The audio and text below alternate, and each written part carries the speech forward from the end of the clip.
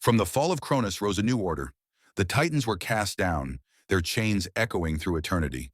And upon the heights of Olympus, Zeus claimed the throne of the sky, his thunderbolt blazing as the emblem of divine power. But victory was not the end, it was the dawn of an eternal reign, one that would shape gods and mortals alike. When the war of the gods reached its end, and the echoes of thunder no longer shook the mountains, the fate of Cronus and his brethren could no longer be delayed. The once mighty ruler of the cosmos, who had devoured his children to escape the prophecy of his fall, now stood broken before the very offspring he had sought to destroy. His scythe, once the instrument of rebellion against Uranus, lay shattered. His dominion, once unshakable, dissolved like mist under the rising sun. Zeus, now crowned with the thunderbolt, did not seek mere death for his father. To slay Cronus outright would have been too simple, too merciful for one whose tyranny had chained gods and devoured kin. Instead, the punishment chosen was one that would strip Cronus of all he once possessed, condemning him to eternity in chains beneath the earth, watched forever by those who despised him most. For this fate was not Zeus's alone to decide, but the will of the Olympians as a whole, bound together in vengeance and justice. The Hecaton Kyries, beings of 100 hands and 50 heads, became the jailers of Tartarus, ensuring that none who entered could hope to escape. With their immense strength, they bound Cronus in chains forged by the Cyclopes, chains unbreakable and eternal. Around him they raised walls of adamant, harder than any stone, and gates of bronze that sealed with the sound of thunder.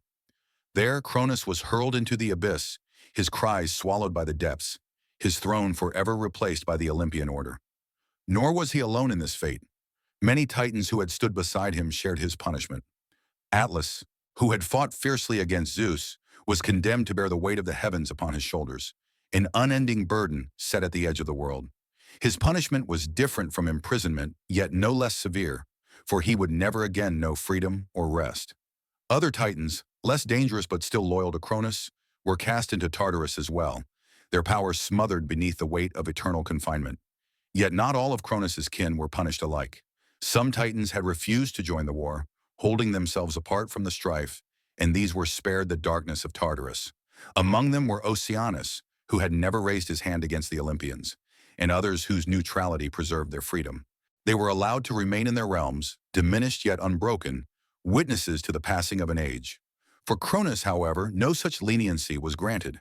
His reign ended not with dignity, but with disgrace, his name becoming a warning to gods and mortals alike that power gained through fear and devouring of kin would not endure. His fall fulfilled the prophecy he had sought so desperately to prevent, proving that destiny cannot be swallowed or bound, but will rise even from the belly of darkness. In the silence of Tartarus, Cronus brooded on his loss. Some say he dreamed of golden ages yet to come, when mortals would remember his reign as a time of abundance, free of toil and sorrow. In the memory of humankind, indeed, Cronus would be recalled as the father of a golden age, a paradoxical image that softened his cruelty with nostalgia. But in truth, his punishment was endless, his power shattered, his dominion usurped by his own blood. The Olympians, freed from the shadow of their father, stood unchallenged. Zeus claimed the heavens as his throne, Poseidon the oceans, and Hades the underworld. Their rule sanctioned by the divine weapons forged for them. Hera, Demeter, and Hestia brought order, sustenance, and flame to the new cosmos, each playing their part in shaping existence. The fall of Cronus was not merely the end of a tyrant, it was the passing of an age. The Titans, children of primordial powers, represented the raw, untamed forces of creation, vast and unyielding. Their defeat marked the dawn of a new order, one in which power was tempered by structure, authority balanced by domains, and chaos shaped into harmony. The world itself seemed to breathe anew under Olympian reign. The seas grew calmer under Poseidon's trident, the earth fertile under Demeter's hand, the hearths of mortals warmed by Hestia's eternal flame. Yet above all, the sky thundered with Zeus's power, proclaiming to all existence that the king of gods now reigned supreme. From the pit of Tartarus, Cronus raged, but his cries could not reach the surface. His time had passed, and his story became a warning woven into the fabric of myth, that those who devour their children in fear of prophecy will meet their downfall by the very destiny they sought to escape. Thus ended the reign of Cronus, ruler of the Titans, and thus began the unshakable sovereignty of Zeus, king of the gods, master of thunder, and lord of the skies. With the fall of Cronus and the chaining of the Titans in Tartarus, the cosmos stood at a threshold between ages. The war had ended, the old order broken, but the new dominion of the Olympians had yet to be shaped. The vastness of existence, sky, sea, and underworld, could not remain without rulers, for chaos would return if power were left unbalanced. Thus the children of Cronus gathered upon the heights of Olympus, the sacred mountain destined to become the eternal seat of their reign. Zeus, wielder of the thunderbolt, was already acknowledged as first among the gods. His courage in leading the rebellion, his mastery of storm and lightning, and the weapons forged for him by the Cyclopes had proven his strength beyond question. Yet the bond of blood tied him to his brothers, and though he held supreme authority, he did not seek to hoard all dominion. For the cosmos itself demanded order, and each god required a realm suited to their nature. It was decreed that the division of realms would not be settled by strife, nor by conquest, but by fate itself. The three sons of Cronus, Zeus, Poseidon, and Hades cast lots to decide their inheritance. The lots were sacred, a sign of destiny's will, and no god dared question the outcome once it was revealed. The first lot fell to Zeus. To him was granted the sky, vast and unending, filled with the storm clouds and winds that mirrored his own tempestuous power. He became the ruler of the heavens, sovereign of thunder and lightning, and king of gods and men alike. From his throne upon Olympus he would oversee all realms, his word carrying weight across the cosmos. The second lot fell to Poseidon. To him was given the sea, the boundless waters that encircled the earth, ever shifting, deep and untamed. With his trident, he gained mastery over waves and storms, the power to calm or to shatter fleets, to raise islands or swallow them beneath the abyss. He became lord of oceans and rivers, a deity both bountiful and wrathful, feared by sailors and honored in every coastal city. The third lot fell to Hades. His realm was the underworld, the shadowed domain beneath the earth, where the souls of the dead journeyed after life's end. Though some may have deemed it a grim inheritance, it was one of immense power and inevitability, for all mortals, whether king or beggar, would pass through his gates. His dominion was guarded by Cerberus, his halls filled with spirits, and his throne set deep in the eternal gloom. He became ruler of wealth as well, for all precious metals and jewels lay hidden beneath the earth, flowing from his domain. Thus the cosmos was divided, sky to Zeus, sea to Poseidon, and underworld to Hades. Yet the earth itself, the fertile soil upon which mortals lived, was left as common ground for all, to be ruled and nurtured together by the Olympians. None claimed sole dominion over it, for the earth belonged to all life, its care shared among gods and men alike. This division did not sever the bond of kinship, but instead wove balance into the fabric of existence. Zeus stood as king and arbiter, yet his brothers ruled their domains with equal authority. None could intrude upon the realm of another without cause, and thus harmony was preserved among the three. In this balance lay the strength of the new order, for no single god could command all, and each realm complemented the others in shaping the world. Hera, sister and consort of Zeus, became queen of the heavens, her majesty seated beside the thunderer. Demeter, goddess of harvest, made the earth fruitful, ensuring that mortals might eat and thrive. Hestia, guardian of the hearth, brought warmth and stability to homes, her flame unending upon Olympus. In this way, the sisters of Zeus also secured their place in the cosmos, weaving order and nurture into the reign of the Olympians. With the realms divided and order restored, the gods built their shining palaces upon Olympus, each dwelling a marvel of light and artistry. The mountain itself, veiled in clouds and unreachable by mortals, became the eternal court of divine assembly. From its heights, the Olympians watched the world below, guiding the lives of men and shaping the fates of nations. Mortals, though small and fleeting, felt the weight of this new order. They offered prayers and sacrifices to Zeus, Poseidon, and Hades, seeking favor in storm, voyage, and death.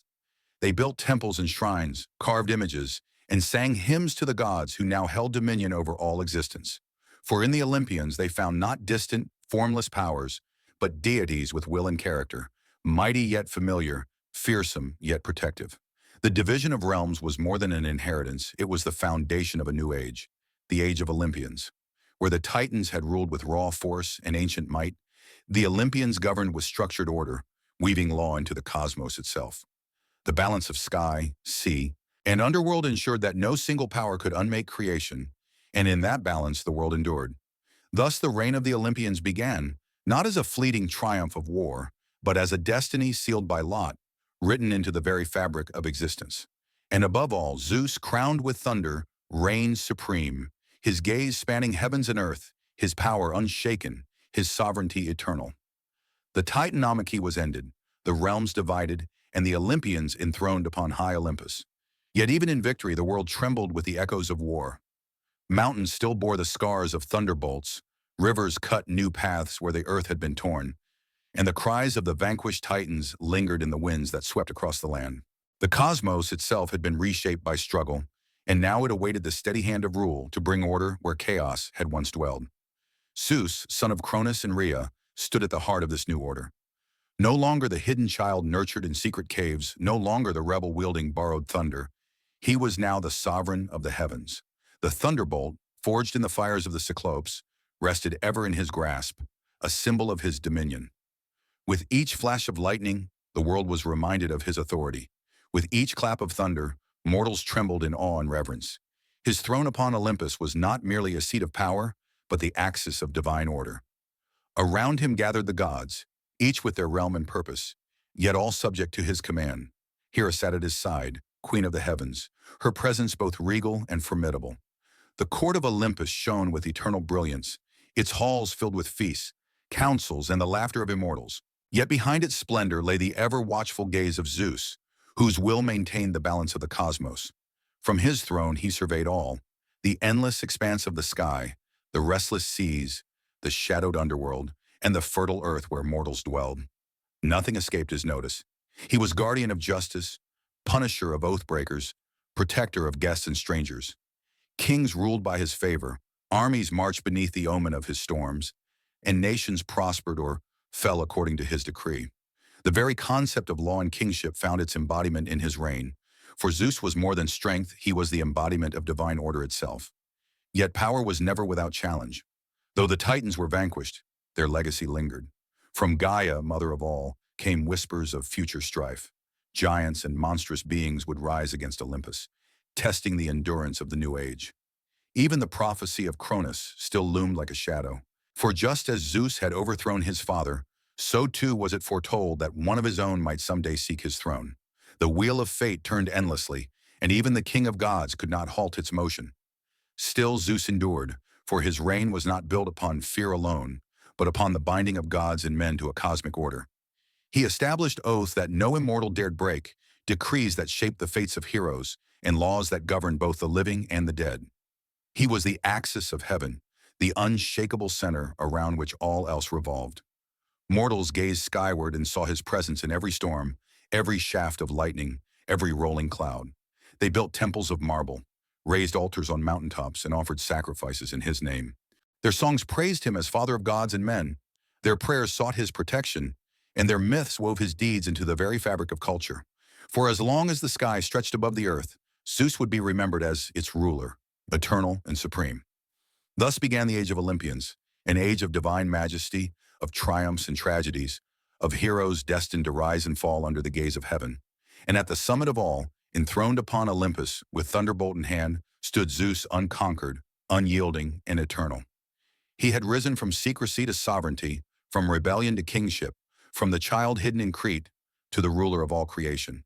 His victory over Cronus was not merely the fall of one tyrant, but the dawn of a new order, one in which the gods of Olympus would reign for countless ages.